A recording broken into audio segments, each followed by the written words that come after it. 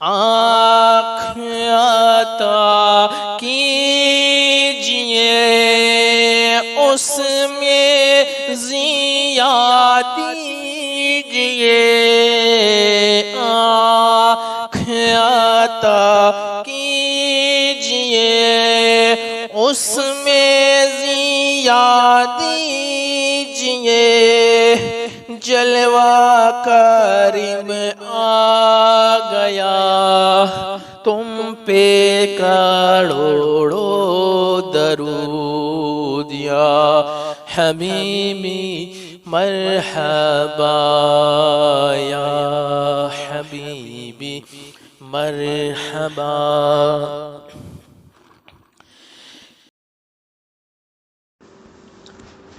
اعوذ باللہ من الشیطان الرجیم، بسم اللہ الرحمن الرحیم، لا الہ الا اللہ محمد رسول اللہ صلی اللہ علی النبی امی وعلی آلہ صلی اللہ علیہ وسلم، صلاۃ و سلام علیک یا رسول اللہ صلی اللہ تعالی علیہ وسلم۔ قرآن و حدیث کی روشنی میں حضرت عمر بن عبدالعزیز رحمۃ اللہ علیہ کی خلافت، خلفائے راشدین کے بعد جس خلیفہ کا نام بڑے ادب و احترام سے لیا جاتا ہے وہ عمر ثانی حضرت عمر بن عبدالعزیز رحمۃ اللہ علیہ ہے۔ حضرت عمر بن عبدالعزیز رحمۃ اللہ علیہ سن 99 ہجری میں اس وقت خلیفہ بنے جب بنو امیہ کی حکومت خلافت راشدہ کے طرز سے بالکل ہٹ چکی تھی۔ تعصب اور قبائلی غرور عام ہو گیا تھا۔ نیک اعمال بجائے اجر و ثواب کے ناموری اور تعریف کے لیے کیے جانے لگے۔ بیت المال خلیفہ کی ذاتی ملکیت اور خاندانی جاگیر بن گیا۔ گانا سننے اور موسیقی کا رواج عام ہو گیا۔ شخصی و موروثی حکومت نے اصلاح و تبدیلی کے دروازے بالکل بند کر دیے گئے۔ ایسے وقت میں اسلام کو غالب ہونے اور حالات کو بدلنے کے لیے حضرت عمر بن عبدالعزیز رحمۃ اللہ علیہ نے خلافت کو سنبھالا اور اپنی حکمت عملی سے عالم اسلام میں انقلاب برپا کر دیا، اور قرآن حدیث کے مطابق ایسی بہترین خلافت کہ بہت سارے مسلمانوں کی زبان پر یہ جاری ہو گیا کہ خلفائے راشدین 5 ہیں: ابوبکر، عمر، عثمان، علی اور عمر بن عبدالعزیز۔ مگر یہ غلط تھا۔ اللہ کی قدرت، اللہ تعالیٰ نے ہر انسان کی انگلیوں کے نشان دوسرے سے الگ بنائے ہیں۔ اگر ہم ہزاروں اور لاکھوں لوگوں کے نشان کو ملائیں تو ہم یہ دیکھ کر حیران میں پڑ جائیں گے کہ ہر ایک کا نشان دوسرے سے بالکل الگ ہے۔ 2 لوگ بھی ایسے نہیں ملیں گے جن کی انگلیوں کے نشان بالکل ایک جیسے ہو۔ اب ذرا غور کریں کہ وہ اللہ کی کتنی بڑی قدرت والا ہے، اور اللہ کی کتنی بڑی قدرت ہے جس نے ہر ایک کی شکل و صورت کے ساتھ ساتھ انگلیوں کے نشان تک الگ الگ بنائے۔ واقعی یہ اللہ کی بڑی قدرت ہے، سبحان اللہ۔ قرآن میں اللہ تعالیٰ فرماتا ہے، جب تم لوگ عرفات میں وقوف کے کرنے کے بعد واپس آنے لگو تو مزدلفہ میں مشعر حرام نامی جگہ کے پاس اللہ کا ذکر کرو۔ قرآن پاک سورہ بقرہ آیت نمبر 198۔ فائدہ: یوم نحر کی صبح صادق سے سورج نکلنے کے درمیان میں مزدلفہ میں وقوف کرنا لازم ہے، اس کو چھوڑ دینے سے دم لازم ہو جاتا ہے۔ رسول اللہ صلی اللہ علیہ وسلم مونچھوں کو تراشتے تھے اور فرمایا کرتے تھے، حضرت ابراہیم علیہ السلام بھی ایسا کیا کرتے تھے۔ کتاب ترمذی شریف، حدیث نمبر 2760۔ روایت حضرت عبداللہ بن عباس رضی اللہ تعالیٰ عنہ۔ رسول اللہ صلی اللہ علیہ وسلم نے فرمایا، حاجی کی سفارش 400 گھرانے کے لیے قبول ہوتی ہے۔ سبحان اللہ۔ رسول اللہ صلی اللہ علیہ وسلم نے فرمایا، حاجی کی سفارش 400 گھرانوں کے لیے قبول ہوتی ہے، اور حاجی اپنے گناہوں سے ایسا پاک ہو جاتا ہے جیسا کہ پیدائش کے دن تھا۔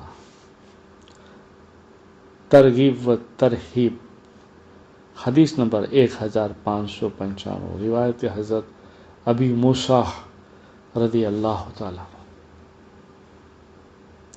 رسول اللہ صلی اللہ علیہ وسلم نے فرمایا، جب انسان کسی پر لعنت کرتا ہے تو لعنت آسمان کی طرف جاتی ہے، لیکن اس سے پہلے آسمان کے دروازے بند ہو جاتے ہیں، پھر زمین پر اترتی ہے، لیکن زمین کے دروازے بھی اس سے پہلے بند ہو جاتے ہیں، پھر دائیں بائیں جاتی ہے، لیکن جب کوئی راستہ نہیں ملتا تو جس پر لعنت کی گئی ہے اگر وہ لعنت کے لائق ہوتا ہے تو اس پر پڑ جاتی ہے، اور اگر وہ اس کے لائق نہیں ہوتا تو وہ لعنت کرنے والا کی طرف لوٹ آتی ہے اور خود اسی پر لعنت پڑ جاتی ہے۔ کتاب ابو داود، حدیث نمبر 4905، روایت حضرت ابی درداہ رضی اللہ تعالیٰ عنہ۔ ایک شخص نے رسول اللہ صلی اللہ علیہ وسلم کی خدمت میں آ کر عرض کیا، اے اللہ کے رسول، لوگوں میں سب سے بڑا زاہد کون ہے؟ رسول اللہ صلی اللہ علیہ وسلم نے فرمایا، جو قبر اور اس کی بوسیدگی کو نہ بھولے اور دنیا کی ضرورت سے زیادہ زیب و زینت کو چھوڑ دے، باقی رہنے والی آخرت کو فنا ہونے والی دنیا پر ترجیح دے، آنے والے کل کو اپنی زندگی کا دن شمار نہ کرے اور اپنے آپ کو مردوں میں شمار کرے، تو یہ سب سے بڑا زاہد ہے۔ کتاب ترغیب و ترہیب، حدیث نمبر 4553، روایت حضرت ضحاک رضی اللہ تعالیٰ عنہ۔ قرآن میں اللہ تعالیٰ فرماتا ہے، جن کو داہنے ہاتھ میں نامال اعمال دیے جانے والے، وہ داہنے والے کتنے اچھے ہوں گے، وہ ان باغوں میں ہوں گے جن میں بغیر کانٹوں کی بیریاں ہوگی، تہ بتہ کیلے لگے ہوئے ہوں گے، لمبا لمبا سایہ ہوگا، بہتا ہوا پانی ہوگا، اور کثرت سے میوے ہوں گے جو نہ کبھی ختم ہوں گے، اور نہ ان پر پابندی لگائی جائے گی، اور وہاں اونچے اونچے فرش ہوں گے۔ ہم نے وہاں کی عورتوں کو خاص طور پر بنایا ہے، ہم نے ان کو کنواریاں شوہر سے محبت کرنے والی اور ہم عمر بنایا ہے۔ یہ سب چیزیں داہنے ہاتھ والوں کے لیے ہیں۔ قرآن پاک سورہ واقعہ آیت نمبر 27 سے 38 تک۔ حضرت جابر بن عبداللہ رضی اللہ تعالیٰ عنہ کہتے ہیں کہ میں نے رسول اللہ صلی اللہ علیہ وسلم کو فرماتے ہوئے سنا، زمزم کا پانی جس نیت سے پیا جائے اس سے وہی فائدہ حاصل ہوتا ہے۔ کتاب ابن ماجہ، حدیث نمبر 3062۔ قرآن میں اللہ تعالیٰ فرماتا ہے، اے ایمان والو، تم شیطان کے نقش قدم پر نہ چلو، اور جو شیطان کے نقش قدم پر چلے گا تو شیطان بے حیائی اور بری باتوں کا حکم کرتا ہے، بری باتوں کا حکم کرتا ہی ہے۔ قرآن پاک سورہ نور آیت نمبر 21۔ صلی اللہ علیہ یا رسول اللہ، صلی اللہ تعالی علیہ وسلم، نور من نور اللہ۔